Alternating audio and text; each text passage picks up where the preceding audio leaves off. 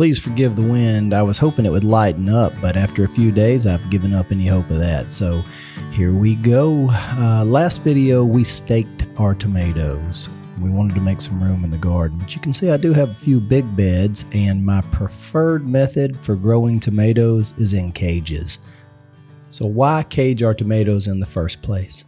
Seems a little inhumane, doesn't it, caging those poor maters? But they'll be just fine, and let me tell you why. First and foremost, we have to get that vine up off the ground. Why? Because we've only got a 4x8 raised garden bed here, right? It would take the entire space up, and I clearly want to grow some other things. You can see I've got peppers down here. I've got a zucchini over here. So we want to keep this vine off the ground because if it lays flat and sprawls all over the place, it's going to retain moisture down there. It's going to come in contact with soil-borne diseases. It's going to just be a breeding ground for pests and disease. Likewise, you know how hard it is to keep these beautiful little tomatoes away from all the animals that want a piece of them. I don't see any reason to make it easier on them by putting everything ground level. Now, if you walk into a gym and you pick the 3 fittest people you see and you ask them, what do they do to get there?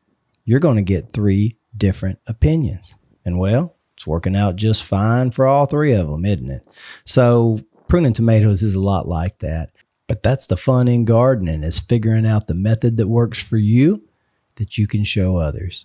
So I'm going to teach you how I prune tomatoes in cages. It's very simple, and the very selective pruning that I do is really intended to promote air circulation in these bushy plants so that we can grow a nice, healthy plant that has a good chance of surviving the hot summer months and a lower risk of pest infestation.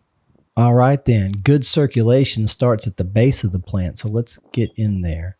You hear a lot of talk from people about how many leads a tomato plant should have. You got 1 lead people and 2 lead people and the occasional 3 lead people. I'm not too worried about it, and I will explain why over the course of this video.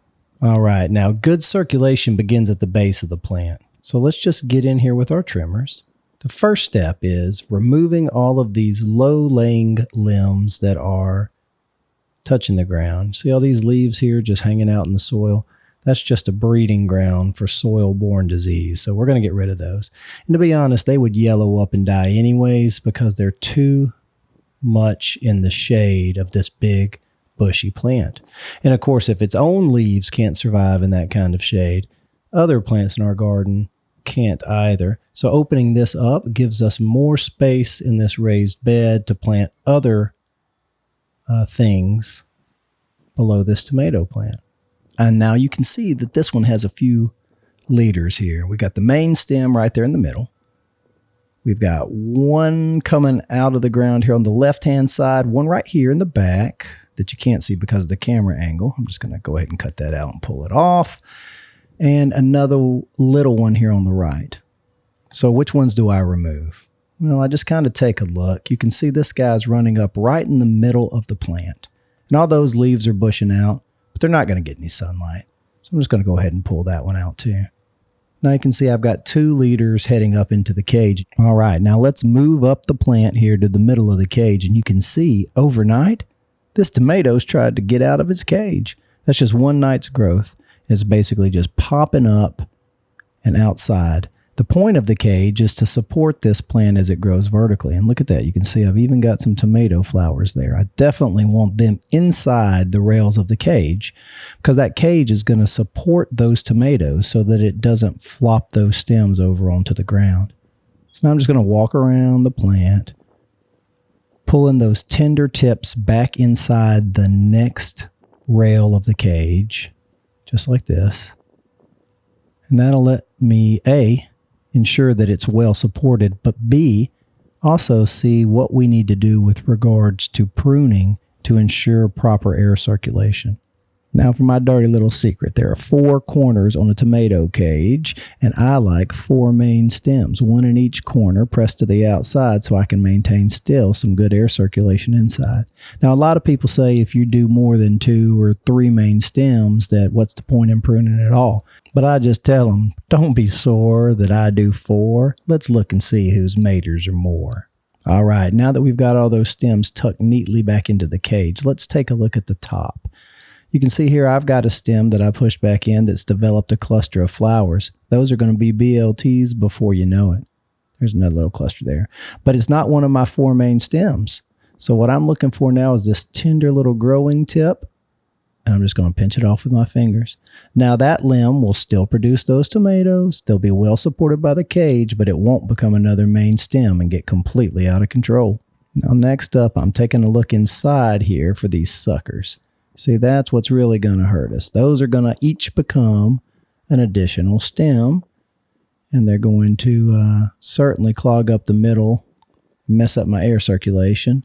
So I'm just going to go in with those suckers if it's this big, and I'm going to cut it off. I can pinch them when they're small, but when they get that size, go ahead and cut them. There you go. You can see another little sucker there that is tender enough to pinch off. Let's just make sure these flowers are supported on the rail so those heavy tomatoes that are going to develop don't break the stem. Well, what do you say? Let's use this lovely Amana orange plant to demonstrate these steps one more time. This guy is beautiful in a caprese salad with a pink brandywine and a Cherokee purple and some mozzarella, olive oil, fresh garden basil.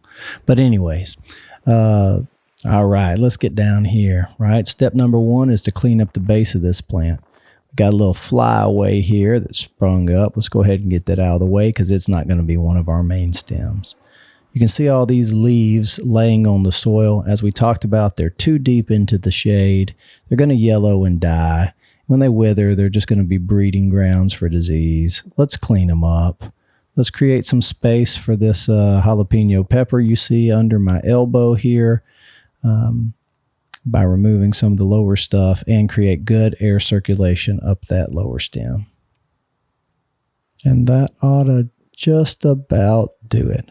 You can see here we've got 2 main stems which branch again to give me how many? That's right, 4 stems running up, 1 for each corner of this cage. All right, so let's move up to the middle of this plant for step 2. We're just basically making sure all of the stems are inside the cage where they should be, that all the flower clusters are supported by a wire of the cage so those heavy tomatoes don't do damage to the stem, and that anything like these suckers here, which would make another stem outside of the main stem, we pinch off. Anything that's not the main growing tips of our 4 main stems, we just take our thumb and our forefinger and we pinch them on off. All right, let's move up to the top of this plant for the 3rd and final step. We know we've got 4 main stems, 1 in each corner is how I like to maintain them. So we need to remove the growing tip of anything that is not one of those 4 main stems. So that one's good. It's in the corner. But you can see this one right over here. You see that sucker? I don't want that to become another stem, so I'm just going to pinch it off, just like that. So that will now terminate the growth on that stem.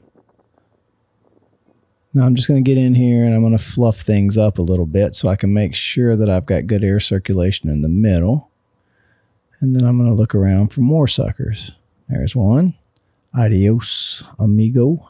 Well, that ought about do it. I hope you've had as much fun as I have and that you are enjoying the lovely fragrance of tomato plant on your skin. Most importantly, I hope you've realized that this isn't that hard. Get out there, get in the garden and do it. And within a year or 2, you're going to have a method of your own that's going to work out just fine. Trust me on that.